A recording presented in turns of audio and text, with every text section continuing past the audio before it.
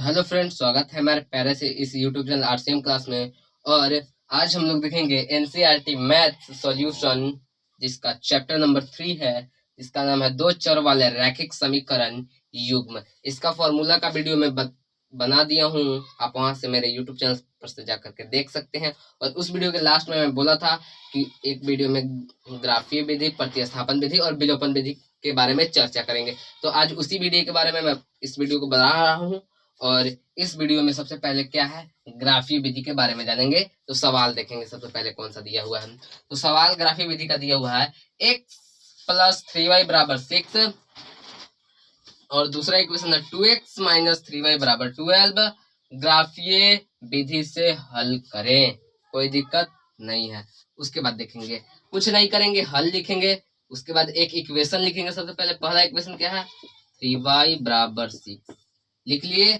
उसके बाद डब्बा बनाएंगे। इसके नीचे डब्बा तो सबको बनाना आता होगा, ऐसा ऐसा बना लिए, ठीक है, कोई दिक्कत नहीं है। उसी प्रकार से अगला देखेंगे, इक्वेशन को लिखेंगे x 2x - 3y = 12। कोई दिक्कत नहीं, बस हम इक्वेशन को अभी लिखे हैं। स्टेप बाय स्टेप समझिए, पूरा स्टेप बाय स्टेप आपको समझ में आ जाना चाहिए, मेरा यही ख्वाहिश है। और उसके बाद एक डब्बा में x लिख देंगे, एक डब्बा में y लिख देंगे। वही काम इसमें भी करेंगे, एक डब्बा में x लिखेंगे, एक डब्बा में y लिखेंगे, कोई दिक्कत नहीं है। और अपने से सोचना है, एक बार x का मान अपने से सोचना है तो हमारा y का मान प्राप्त हो जाएगा, और अपने से एक बार y का मान सोचेंगे तो x का मान प्राप्त होगा। और ऐसा मान सोचेंगे, ऐसा वैल्यू सोचेंगे जो कि ग्राफ को छोटा और क्लियरली बना दे, ठीक है, और साफ सुथरा ग्राफ दिखे।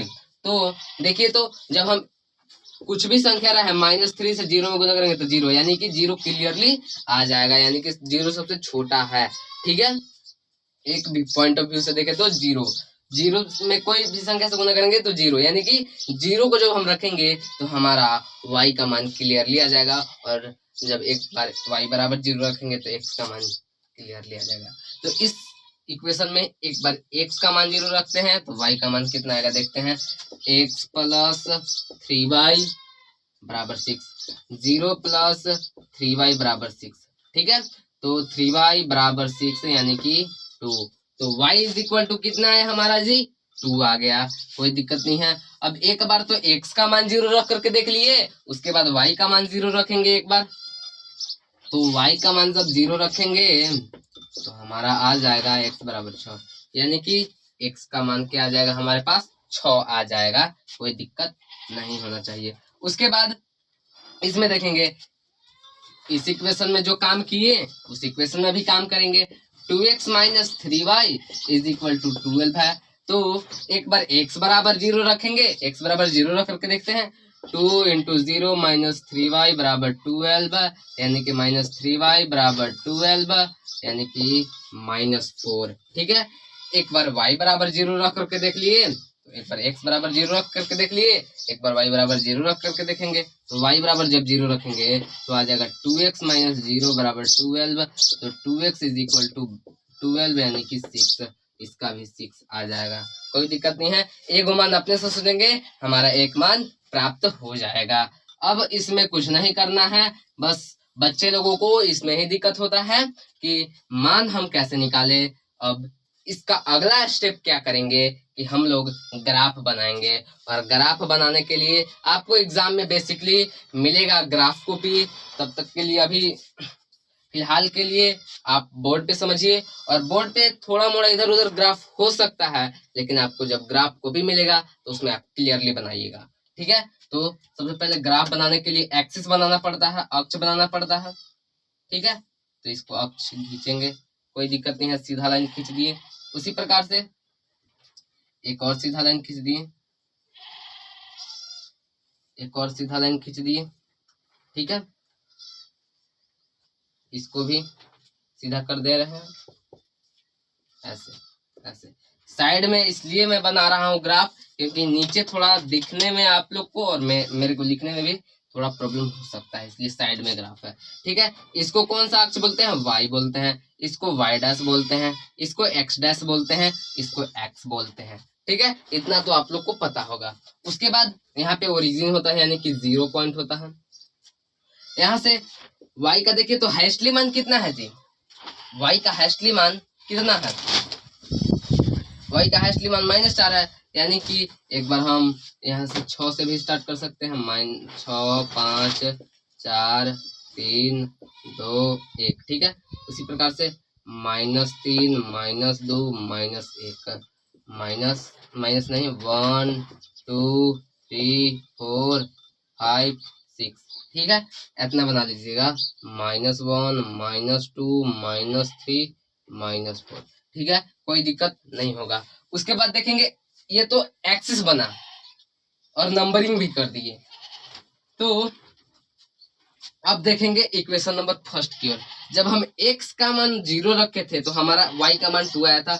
जब हम x का मान 0 रखेंगे तो हमारा y का मान कितना आया था जी, 2 आया था 2 आ गया, कोई प्रॉब्लम नहीं है। देखिए तो यहाँ से यहाँ मिलेगा कि नहीं, जब x का मान 0 है तो y का मान 2, तो यहाँ पे बिंदु रखेंगे, ठीक है, कोई प्रॉब्लम नहीं। उसके बाद y का मान 0 रखेंगे तो x का मान 6 आएगा, यहाँ रख दिए। अब ये जो दोनों बिंदु है, इन दोनों बिंदुओं को आपस में मिला देंगे। देखिए कैसे मिलाएंगे, पूरा सीधा लाइन जाना चाहिए।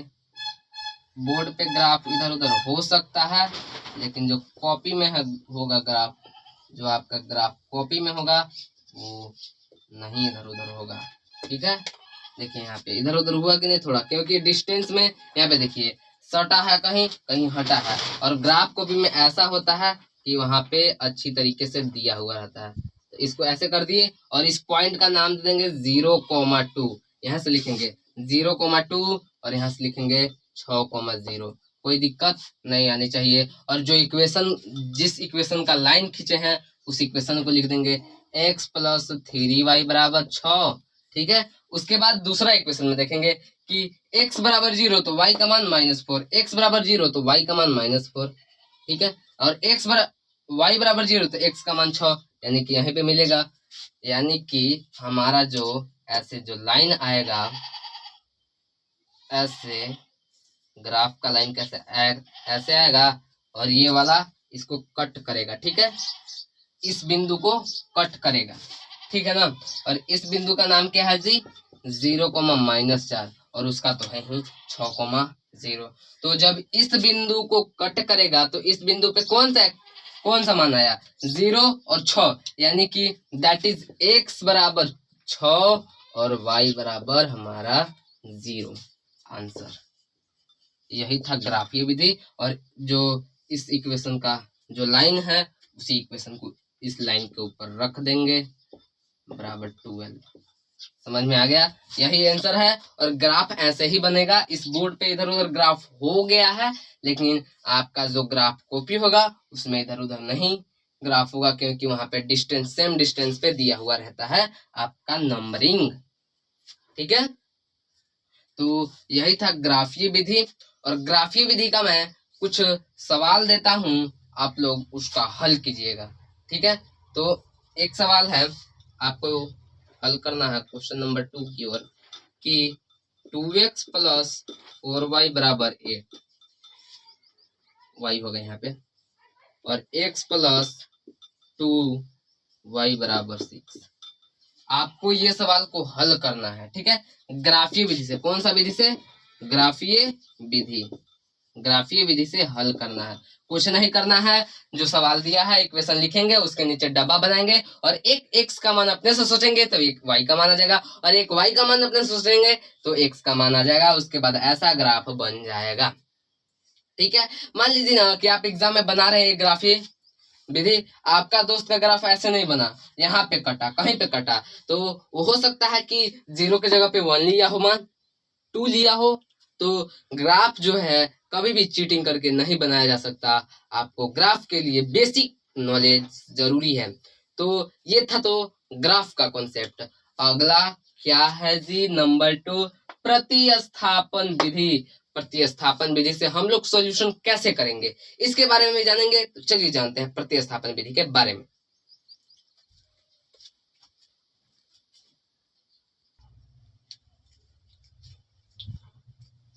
तो दूसरा नंबर देखते हैं प्रतिस्थापन विधि। प्रतिस्थापन विधि सबसे, ये भी सबसे आसान विधि है, तो इसके बारे में स्टेप बाय स्टेप समझेंगे कैसे। यहाँ पे देखिए कुछ नहीं करेंगे, हल लिखेंगे, हल लिखे उसके बाद समीकरण जो दिया हुआ है y x बराबर 10, इसको समीकरण 1 लिख दिए, इसको लिखेंगे x माइनस वाई बराबर 4, इसको समीकरण 2 लिख दिए।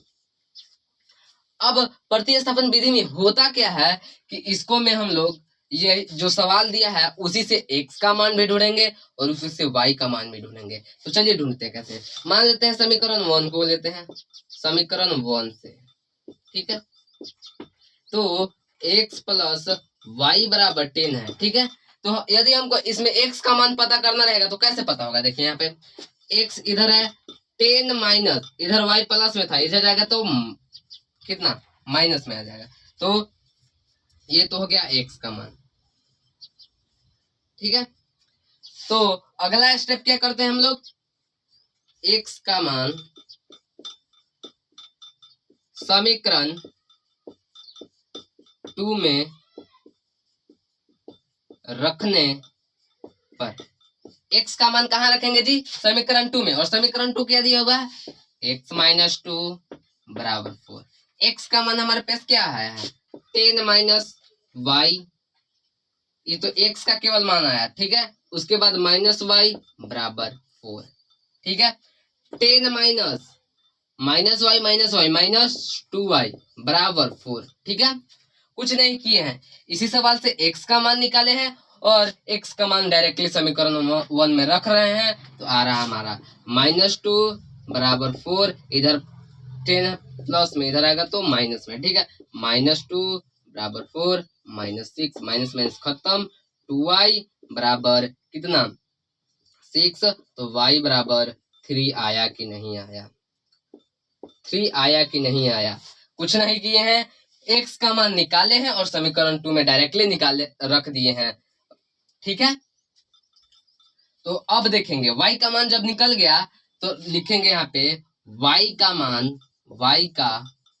मान समीकरण 1 में रखने पर, जब y का मान समीकरण 1 में रखेंगे तो x का मान हमारा तो प्राप्त हो ही जाएगा। तो देखते हैं समीकरण 1 में रख करके y का मान, ठीक है, x प्लस y का मान कितना है 3 है बराबर 10, x प्लस 10 इधर प्लस 3 है, उधर जाएगा तो माइनस में, ठीक है। समझ में आ रहा है, समझ में आ जाएगा। x बराबर 7, तो हमारा क्या आया प्रतिस्थापन विधि से, y बराबर 3 और x बराबर 7, यानी कि अतः लिखेंगे, अतः x बराबर 7 एंड y बराबर 3, हमारा यही है प्रतिस्थापन विधि। यही होता है कि जो सवाल दिया है उसी से हमको x का मान ज्ञात करना है, उसी से हम x का मान ज्ञात किए। समीकरण 1 से x प्लस वाई बराबर 10 दिया हुआ था, यहाँ से x इधर आया, 10 माइनस वाई आ गया x बराबर, और x का मान समीकरण 2 में रख दिए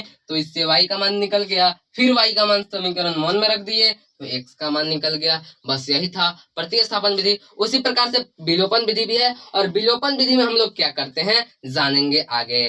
और प्रतिस्थापन विधि के लिए मैं एक सवाल दे रहा हूं, यहाँ पे आप लोग सोल्व कीजिए, ठीक है। सवाल क्या है, 2x माइनस 3y बराबर 6, ठीक है। उसके बाद है x माइनस 3y बराबर 12, इसको भी आप लोग सोल्व कीजिएगा प्रतिस्थापन विधि से, ठीक है।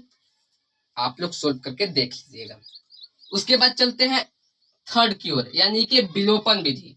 विलोपन विधि कैसे बनता है, तो चलते हैं।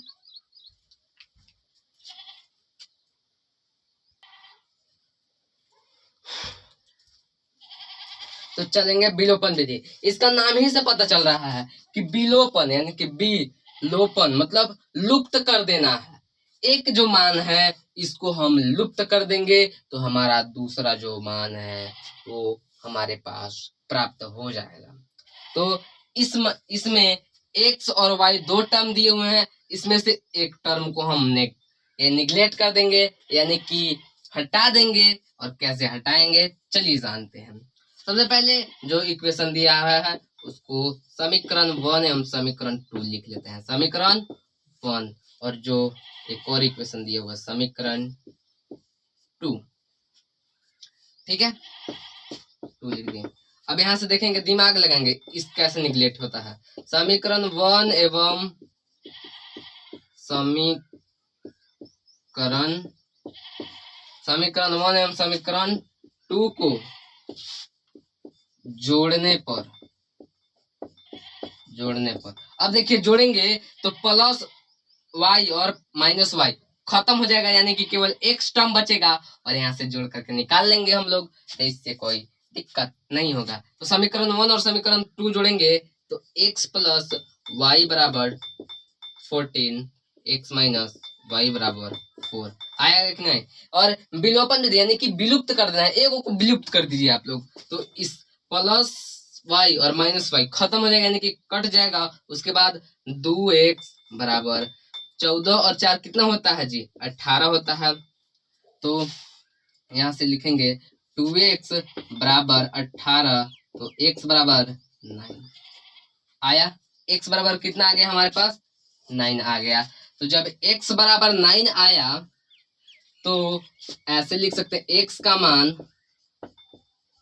समीकरण 1 में रखने पर, समीकरण 1 क्या दिया हुआ है, x का मान रखेंगे तो x प्लस वाई बराबर 14, तो x का मान कितना है 9 प्लस वाई बराबर 14, y बराबर 14 माइनस 9, तो y बराबर 5।